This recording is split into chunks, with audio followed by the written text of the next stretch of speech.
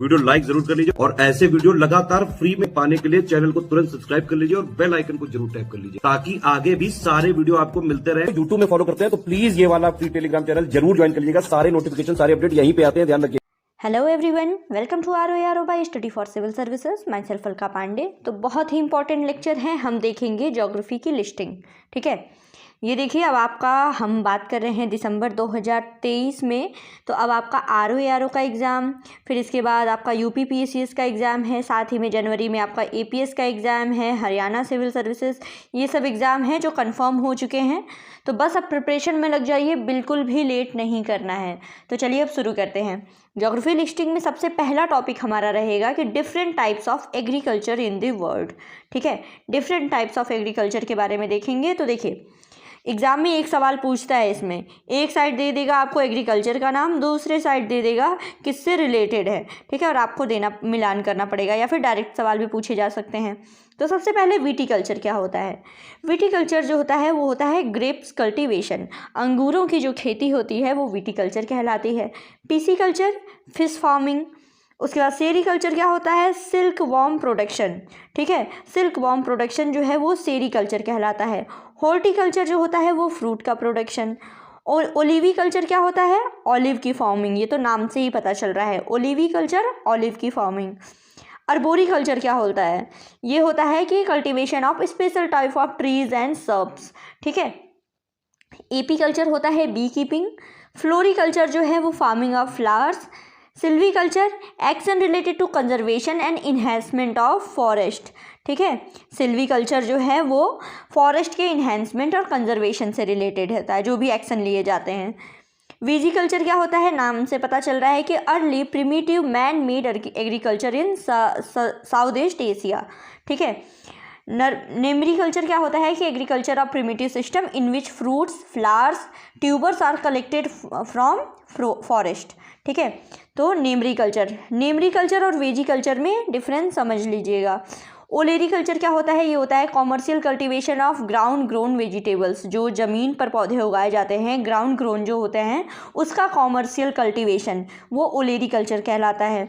Mariculture जो होता है वो होता है प्रोडक्शन ऑफ मरीन ऑर्गेनिज्म। फिर होता है हॉर्सिकल्चर, ये raising horses and mules. Vermiculture क्या होता है, अर्थवॉर्म का। और मोरीकल्चर मलबेरी कल्टीवेशन। एरोपोनिक क्या होता है, ये एग्जाम में पूछा गया है। एरोपोनिक क्या होता है, growing plants in the air. जो प्लांट्स में कुछ कृषि की विधियाँ होती हैं, एग्रीकल्चर टाइप होता है, प्लांट्स जो होते हैं वो हवा में उगाए जाते हैं। और पोमोलॉजी क्या होता है, ये स्टडी ऑफ फ्रूट्स की स्टडी जो है पोमोलॉजी कहलाती है। तो ये सवाल बार बार पूछे जाते हैं एग्जाम में। विटीकल्चर, पीसीकल्चर, सेरीकल्चर, हॉर्टिकल्चर, ये याद कर लीजिएगा। ठीक है, फिर से इसको एक बार रिवाइज करवा दे रहे हैं शॉर्ट फॉर्म में। तो देखिए, वीटी क्या होता है, grapes cultivation. Pisci fish farming. Seri silkworm. Horti ये होता है फ्रूट प्रोडक्शन, ओलिवी ऑयल से रिलेटेड है। ठीक है, उसी तरह फ्लोरी जो होता है फार्मिंग ऑफ फ्लावर्स होता है। सिल्वीकल्चर क्या होता है, ये आपके फॉरेस्ट के इन्हेंसमेंट कंजर्वेशन से रिलेटेड है। नामेरिकल्चर जान ही गए आप लोग। ओलेरीकल्चर क्या होता है, जो ग्राउंड ग्रोन वेजिटेबल होते हैं उनका कॉमर्शियल कल्टीवेशन। मेरीकल्चर क्या होता है, मरीन ऑर्गेनिज्म से रिलेटेड होता है ये। हॉर्सिकल्चर हॉर्स का। वर्मीकल्चर अर्थवॉर्म का प्रोडक्शन हुआ, उनका पालन पोषण। मोरीकल्चर क्या होता है, मलबेरी कल्टीवेशन। एरोपोनिक जान लिया आपने कि जो हवा में पौधे उगाए जाते हैं वो विधि। पोमोलॉजी जो है वो स्टडी ऑफ फ्रूट्स कहलाती है। ठीक है, पोमोलॉजी स्टडी ऑफ फ्रूट्स होती है। ठीक है, और हॉर्टिकल्चर क्या होता है, वो फ्रूट प्रोडक्शन से रिलेटेड। ठीक तो ये तो हमने देख लिया different type of agriculture in the world, उसके बारे में। अब देखते हैं द वर्ड शिफ्टिंग कल्टीवेशन। ठीक है, शिफ्टिंग कल्टीवेशन जो किया जाता है वर्ल्ड में जगह जगह पे, उसके बारे में। तो कल्टीवेशन देखेंगे, उसका रीज़न देखेंगे। रे कल्टीवेशन जो है वियतनाम और लाओस में प्रैक्टिस किया जाता है। मेसोल जो है कांगो यानी Zaire river valley central Africa में। लोगन वेस्टर्न अफ्रीका में। Milpa Mexico and central American countries. Conuco जो है वो वेनेजुएला में। चेतेमिनी युगांडा, जाम्बिया और जिम्बाब्वे में प्रैक्टिस किया जाता है। ठीक है, तोंगिया जो है म्यांमार बर्मा में। हुमा जावा और इंडोनेशिया में। लादांग इंडोनेशिया। तावी जो है मेडागास्कर। फांग जो है इक्वेटोरियल अफ्रीकन कंट्रीज़ में। कानूल और कोमाइल ये मैक्सिको में प्रैक्टिस की जाती है। इकेलिन जो है वो गुआदोलोपे में, रोका ब्राज़ील, केनगिन जो है फिलीपींस में, चेना श्रीलंका, तामराई थाईलैंड में। ठीक है, ये different type of shifting cultivation है जो वर्ड के अलग अलग रीजन में प्रैक्टिस की जाती हैं। ठीक है, एग्ज़ाम में डायरेक्ट सवाल उठ के आ जाता है। इसमें मतलब एक साइड में आपको कल्टीवेशन दे देगा, दूसरे साइड में रीज़न दे देगा, आपको मिलान कराना रहेगा। तो इसको, ये जो लिस्ट है बिल्कुल इसको अच्छे से याद कर लीजिएगा। अभी तो हमने देख लिया कि वर्ड में जो shifting cultivation world wide reason देख लिया। अब इंडिया में देखते हैं कि name of shifting cultivation in different parts of India. ठीक है, तो देखिए इंडिया में झूम कल्टीवेशन प्रैक्टिस की जाती है नॉर्थ ईस्ट इंडिया। दीपा जो है वो बस्तर डिस्ट्रिक्ट छत्तीसगढ़ के बस्तर डिस्ट्रिक्ट में दीपा। वालरे या वाल्ट्रे ये साउथ ईस्टर्न राजस्थान में। कुमारी जो है वो hilly region of western Ghat of Kerala. खिल हिमालयन बेल्ट में। बत्रा जो है साउथ ईस्टर्न राजस्थान में। वेवर दहियार बुंदेलखंड रीजन में मध्य प्रदेश के। जारा एंड इरका ये साउथ इंडियन स्टेट में। पोदू एंड पेंडा आंध्र प्रदेश में।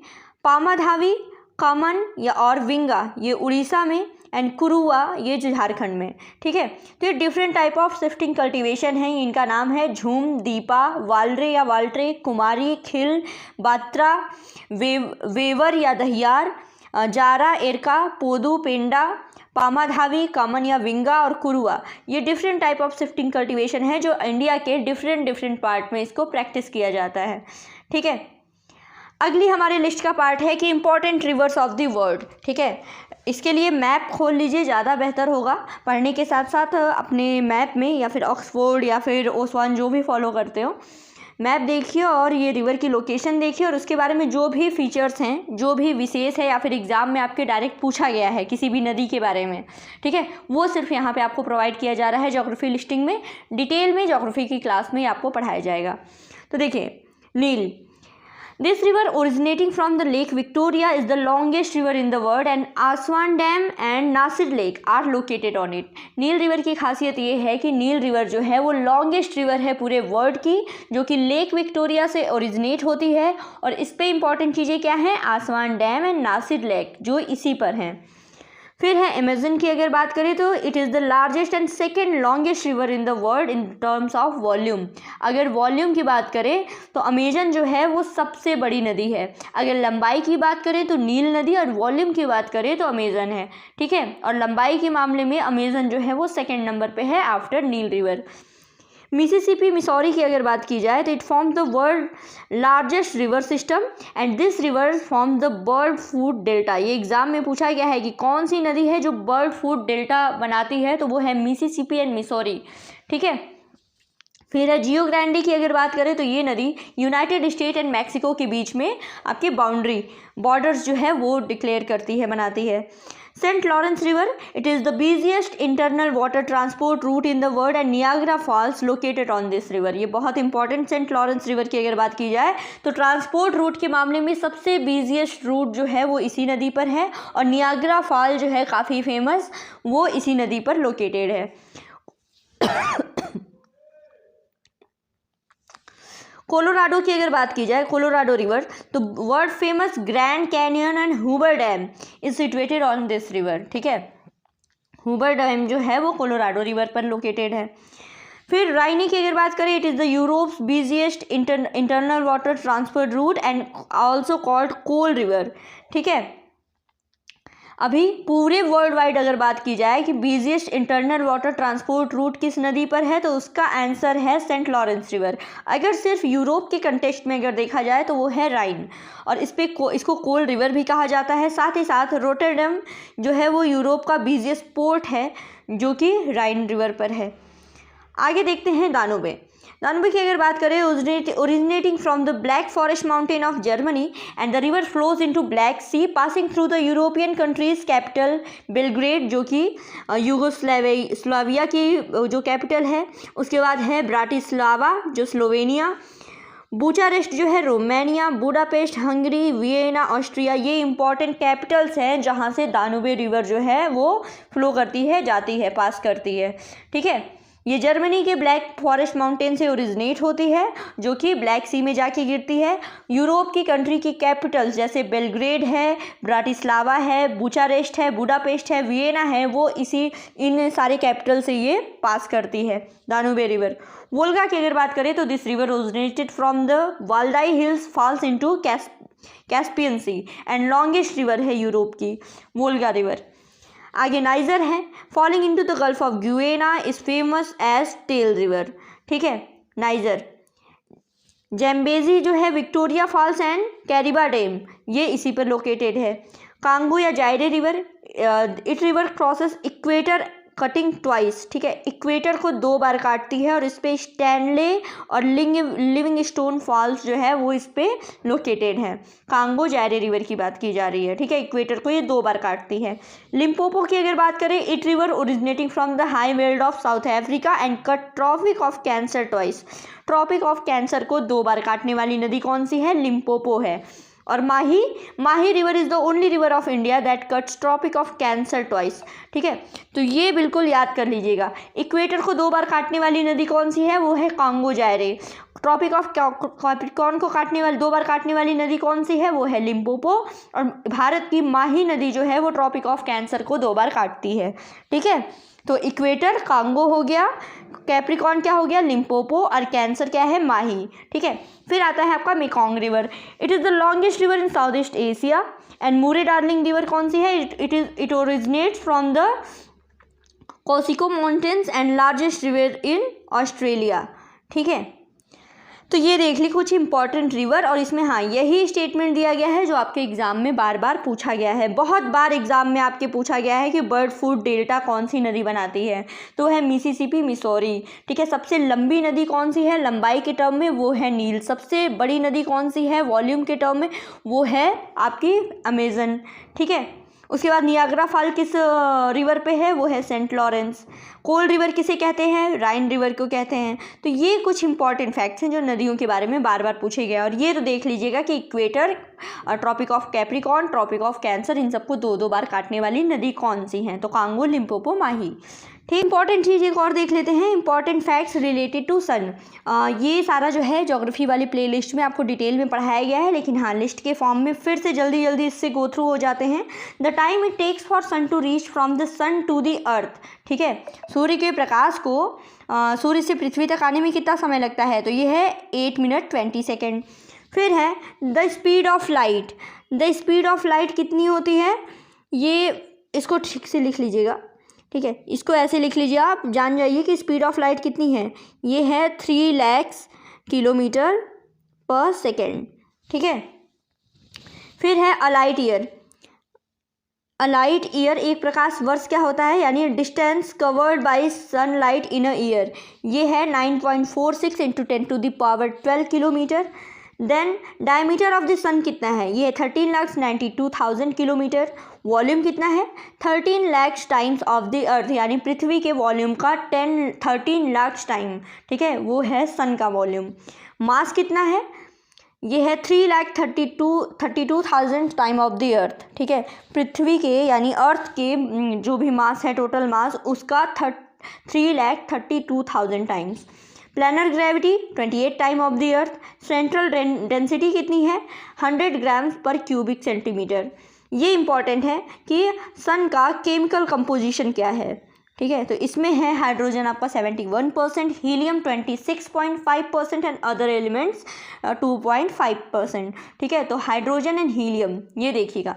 अब आप लोगों के लिए एक सवाल है कि जो भी सौर ऊर्जा है, ठीक है, उसका जो सोलर एनर्जी है, सोलर एनर्जी इसका बेसिक मतलब क्या है, किस पे ये काम करता है? न्यूक्लियर फ्यूज़न पे। ठीक है, न्यूक्लियर फ्यूज़न है या फिर न्यूक्लियर फिज़न है? ठीक है, इसको कमेंट बॉक्स में बताइए, इसका आंसर दीजिए कमेंट बॉक्स में।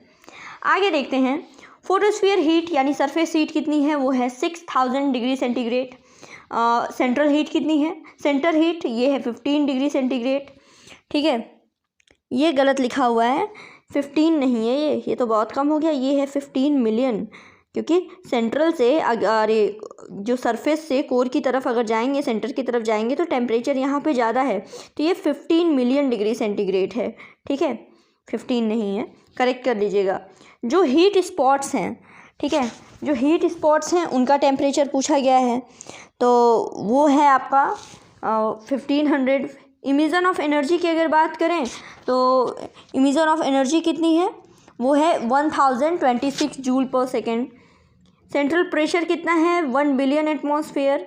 रोटेशन पीरियड कितना है, 25.38 डेज यानी रिलेटिव टू इक्वेटर, और 33 डेज जो है वो रिलेटिव टू पोल है, ठीक है। सन की एज कितनी है, अप्रॉक्स 5 बिलियन ईयर, ठीक है। प्रोबेबल लाइफ स्पैन जो है नॉर्मल स्टार का कितना होता है, 10 बिलियन ईयर अप्रॉक्स, ठीक है। अब एक और चीज़ है कि पारसेक जो है वो लार्जेस्ट यूनिट ऑफ डिस्टेंस होती है, जो कि है 3.6 लाइट ईयर, ठीक है।